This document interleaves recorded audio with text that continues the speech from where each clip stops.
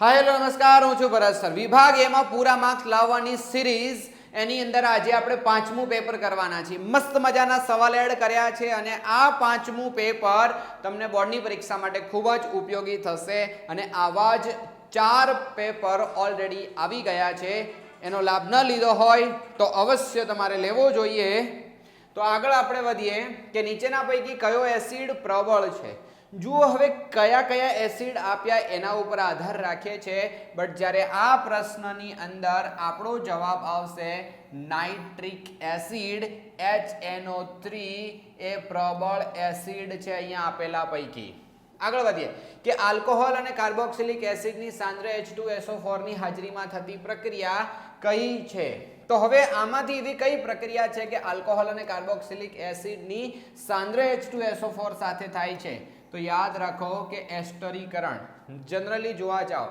તો સાબુ બનાવવા માટે તો કોણ છે સોડિયમ કે પોટેશિયમના ક્ષાર છે તો એના હિસાબે એની અંદર જોવા મળશે જ્યારે આવું તો એમાં કંઈ આવતું નથી આવું તો આપણે બિલકુલ કોઈ દિવસ જોયું નથી જળ વિભાજન બી આપણામાં આવતું નથી એની અંદર જો અગર આપણે H2O નું વિભાજન કરવાનું જોઈએ તો એવું બી આની અંદર ક્યાંય જોવા મળતું નથી તો કન્ફર્મ છે જવાબ એસ્ટરીકરણ શ્વસનના પ્રથમ તબક્કામાં ગ્લુકોઝમાંથી કઈ નિપજ ઉત્પન્ન થતી હોય છે ગ્લુકોઝનું શું થાય છે પહેલા પાયરુવેટ અથવા પાયરુવિક એસિડ બને અને પછી વળી એના ત્રણ તબક્કા છે જારક અને અજારક શ્વસન બંનેમાં એમાં જારક શ્વસનની અંદર એક જ્યારે અજારકમાં બે ઓપ્શન છે ઓક્સિજનની હાજરી ઓક્સિજનની ગેરહાજરી ઓક્સિજનનો અભાવ આ ત્રણે ત્રણ ખાસ ખબર રાખવાની છે તો આનો કરેક્ટ આન્સર છે પાયરુવેટ અંતર્ગોળ અરીસાના વક્રતા કેન્દ્રમાંથી પસાર થતું પ્રકાશનું કિરણ પરાવર્તન પામી અને કયા બિંદુમાંથી પસાર થશે દેખો વક્રતા કેન્દ્ર એટલે એક એવી જગ્યા કે એમાંથી જ્યારે પ્રકાશનું કિરણ આવે તો પાછું વક્રતા કેન્દ્રમાંથી જ જશે એટલે આ તો જે પ્રશ્ન છે એનો એ જ આની અંદર જવાબ રહેશે દેખો સમાંતર આવે તો F માંથી જાય અને F માંથી આવે તો સમાંતર જાય એટલે F અને સમાંતર આ બે વસ્તુ આમથી આમ છે જ્યારે મુખ્ય કેન્દ્રમાં ઓપ્ટિકલ સેન્ટર O માં હોય તો આર પાર નીકળી જશે અને જો ધ્રુવ P માં આવશે તો જેટલા ખૂણે આવે એટલા ખૂણે પાછું જશે આટલી વસ્તુ આની અંદર યાદ રાખીશું પ્રિઝમમાં કયા રંગના પ્રકાશનો વેગ સૌથી ઓછો હોય છે આ બાબતે અગાઉ પણ આપણે ચર્ચા કરી છે કે વેગ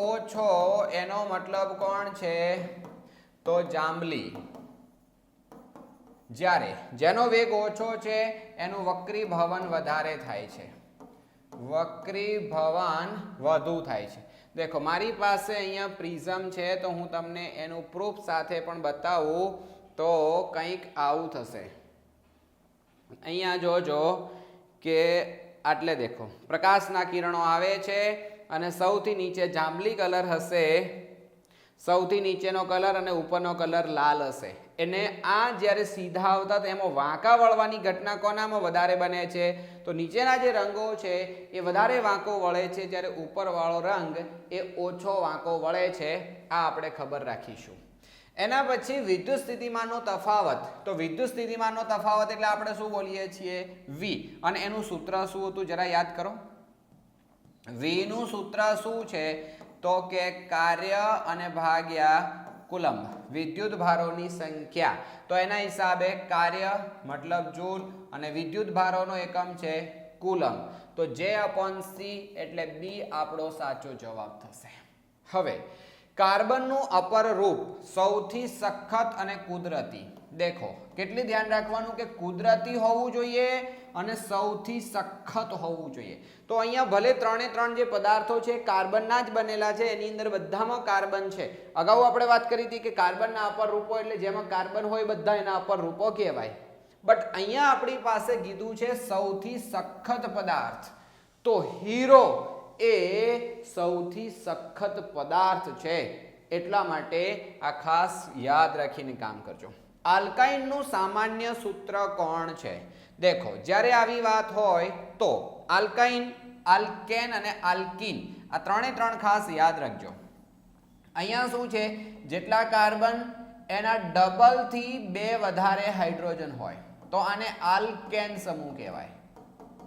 આલ્કેન અહીંયા ડબલ હોય, જેટલા કાર્બન હોય એનાથી ડબલ હાઇડ્રોજન હશે તો આલ્કીન, અને ડબલ થી 2 ઓછા તો આને આપણે બોલીએ છીએ આલ્કાઇન. આવી રીતે આ ખાસ યાદ રાખજો. બીજી કઈ જગ્યાએ કામ લાગશે તો સંતૃપ્ત અને અસંતૃપ્તનો તફાવત કે એવું કંઈ પૂછાય તો બી આ પ્રશ્ન બહુ કામ આવશે. માછલીનું શ્વસન અંગ કયું છે તો માછલી ઝાલર દ્વારા શ્વસનની ક્રિયા કરે છે. એટલે જેમ આપણે નાકથી કરીએ એ રીતે માછલી ઝાલરથી કરે છે. પુરુષોમાં 2 પ્રકારના શુક્રકોષો ઉત્પન્ન થાય છે. તેમાં વાય રંગસૂત્ર ધરાવતા શુક્રકોષોની સંખ્યા કેટલી હશે? 50%. 50% એક્સ વાળા હોય અને 50% વાય વાળા હશે. એટલે કે છોકરો કે છોકરી જન્મે એની શક્યતાઓ પણ 50-50 હોય છે. અને જનરલી આપણે આ પૃથ્વી ઉપર બી જોઈએ છે કે જેટલા છોકરાઓ જન્મે છે એટલી છોકરીઓ જન્મે છે. એનો સહેજ રેશિયો થોડો ફેરફાર હોય પણ એ ખાસ મોટો ફેરફાર નથી. એટલે કે એના જે ચાન્સ છે એ લગભગ 50-50 છે એવું આપણે કહીએ છીએ. માટે 50% આવશે. વાહનોમાં સાઈડ મિરર તરીકે શું લેવામાં આવે છે? દેખો, સાઈડ મિરર તરીકે શું જોવાનું હોય? જેટલો બને એટલો મોટો ખૂણો આની અંદર લેવાનો, જેને એવું બોલીએ કે આપણે વાઇડ એંગલ લેવાનો છે. આવી રીતે તો આ અંદરની સપાટી રંગીન હશે. પ્રકાશના કિરણો જ્યારે આના ઉપર પડે છે એટલે જેટલો બને એટલો પહોળો વિસ્તાર આપણે આની અંદર કવર કરવાનો છે. તો અંદરની સપાટી રંગીન હશે, જ્યારે આ સપાટી છે કેવી છે? બહારથી ગોળ છે. એટલે બહિર્ગોળ અરીસો એ આનો સાચો જવાબ છે. આવા ટોટલ ઘણા બધા પેપર આપણે કરવાના છીએ અને ઓલરેડી 4 પેપર આવી ગયા છે.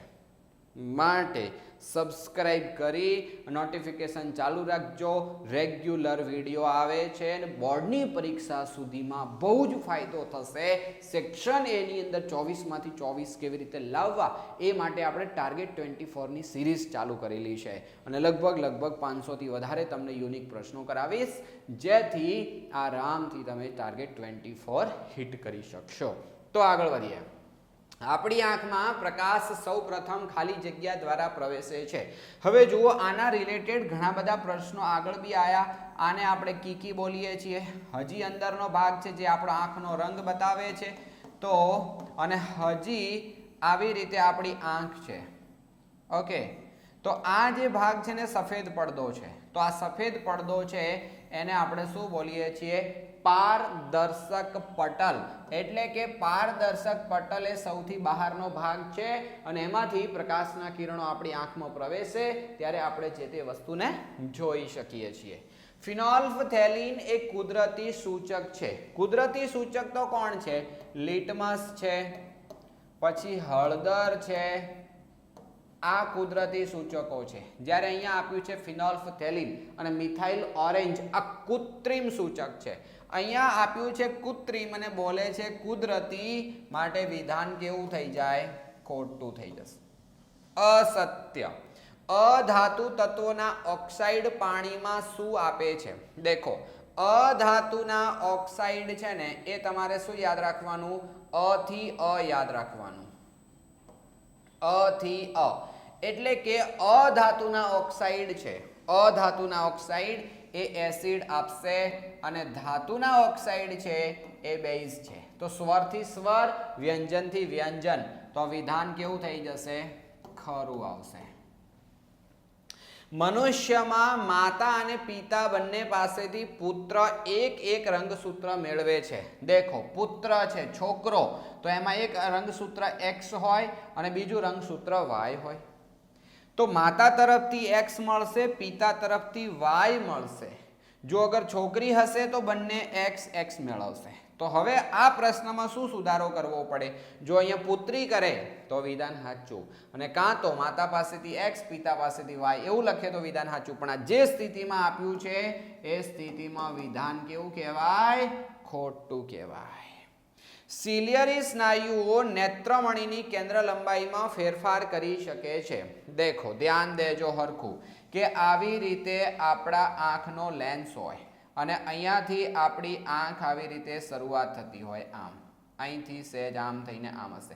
અહીંયા આપણી આંખને પકડી રાખવા માટે સિલિયરી સ્નાયુઓ આવેલા હોય.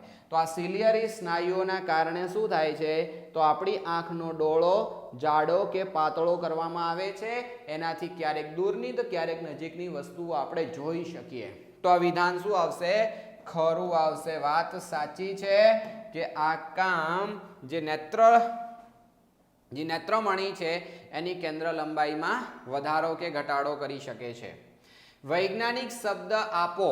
મૂળનું જમીન તરફ વૃદ્ધિ કરવી.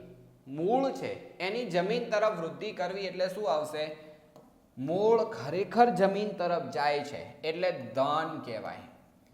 ધન અંદર જ જાય છે અને ભૂ આવર્તનની આપણે વાત કરવાની છે. તો ધન ભૂ આવર્તન કહેવાય.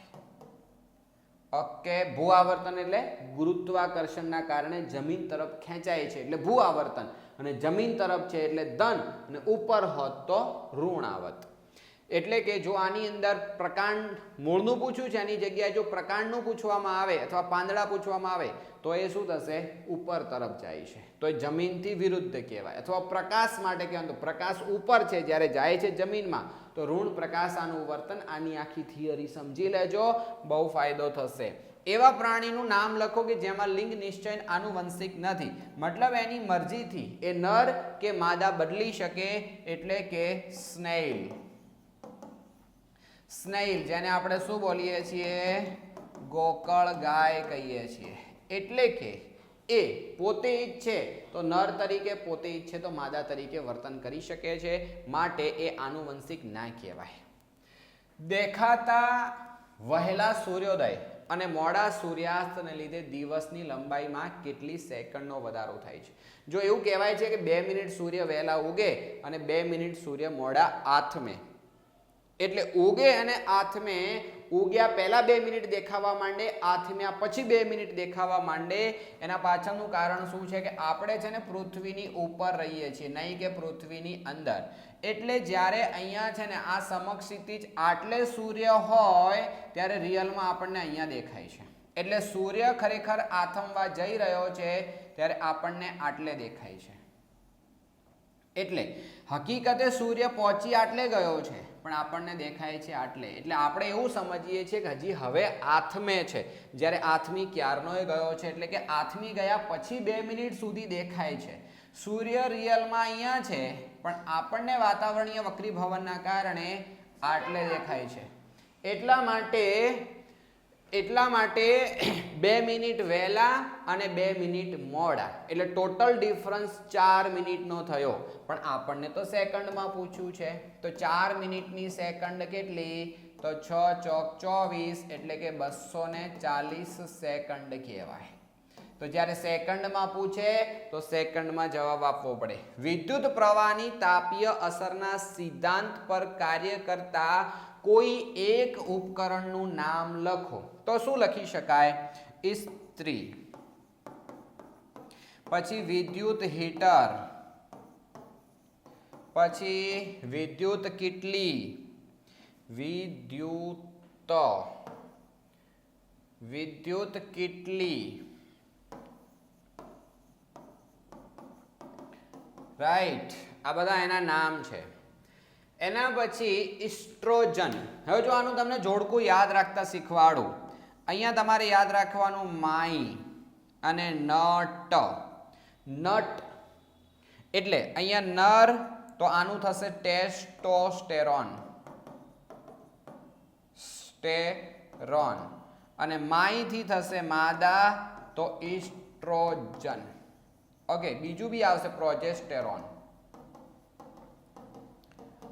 પણ આપણે હાલ ઇસ્ટ્રોજનની વાત કરવાની છે.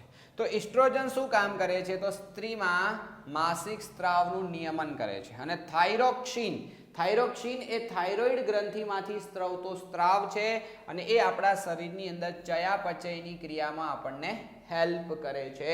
તો આ ખાસ યાદ રાખજો, થાઇરોક્સિન એટલે કે થાઇરોઇડ ગ્રંથિમાંથી સ્ત્રવતો સ્ત્રાવ. જે જોડકાઓ છે એની અંદર ખાસ યાદ રાખશો, ત્યારે જઈ અને આપણું કામ થશે. અને શ્વાસોશ્વાસની ક્રિયા અને હૃદયના ધબકારા એ તો લડો યા ભાગોની સ્થિતિમાં આપણને હેલ્પ કરે છે. આગળ વાત કરીએ પ્રથમ પોષક સ્તર, દ્વિતીય પોષક સ્તર. પોષક સ્તરની શરૂઆત વનસ્પતિથી થાય અને ઉપભોગીની શરૂઆત તૃણાહારીથી થાય. તો દેખો અહીંયા કીધું છે પ્રાથમિક ઉપભોગી એટલે કોણ આવશે? તૃણાહારી છે આ. અને અહીંયા દ્વિતીય ઉપભોગી એટલે માંસાહારી છે. રાઈટ.